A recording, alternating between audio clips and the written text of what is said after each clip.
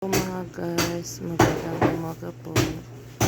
Dito po kami ngayon sa palengke ng Kalamba, yung binibilihan po ng mga halal ng baka Ibubuhol ko na. for Muslim. Halal.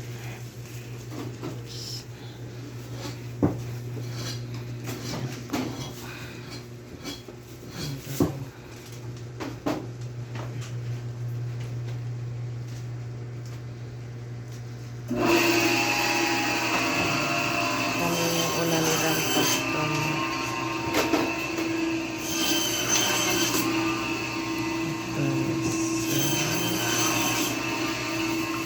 Alas 12:44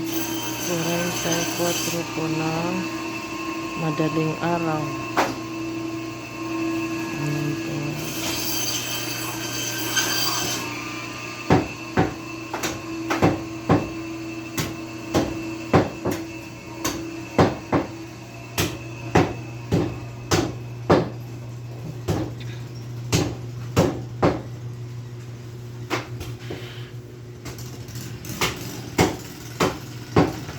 Yan po yung ano nila customer. Puro baka. Para yung dugo din nalalagay sa karton. Oo. Ganun pala. Para hindi siya kumagusto. Kaya may tabi niya para pag ito taas hindi tatabi. Pero mag-green pa rin yun. Pag di mo nilagay sa kasi itong karton, sumisisip lang ng dugo.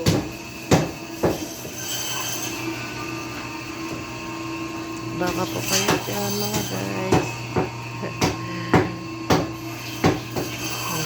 Madaling araw. Pag inabot ng alas 4, no? Pero pag mga alas 10, hindi pa ano. No? Kaya mga pagkakamot eh, pina-advise ko kumuha ng maaga, umaga. Kasi pag hapon, pinagkakamalan nilang ilado. Sabihin ko umaga. Hindi ba? Umaga. Mimi! Meow! Yan nga, nakasabi niya yung nag-green pa.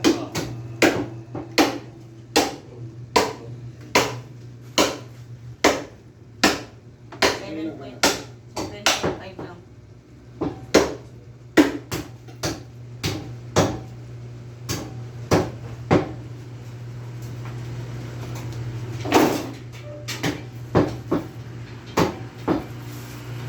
Bilhin mo ko ng ano mo. Bakit ka lang nabili na plastic na ganito? Ganyan? Oh, Ano yan? May nagsusupply sa amin yan. kung saan ako nakakarating, hindi ako makakabili. Meron dito dati. Yan, nagsisidatingan na po yung mga ibang customer. Yan. Karneng kalabaw po kayo dyan. Ito, yan yung paa niya. Paa, ulo. 400 na Ito lang po. yung masarap po. Yung balat. Ayan, fresh na fresh pa, bagong bata.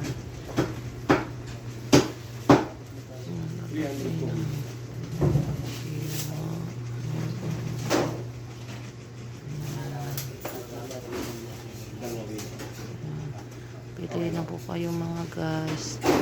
450 lang po ang kilo. Kaya order na po kayo sa akin. Albibi. Kalabaw po siya.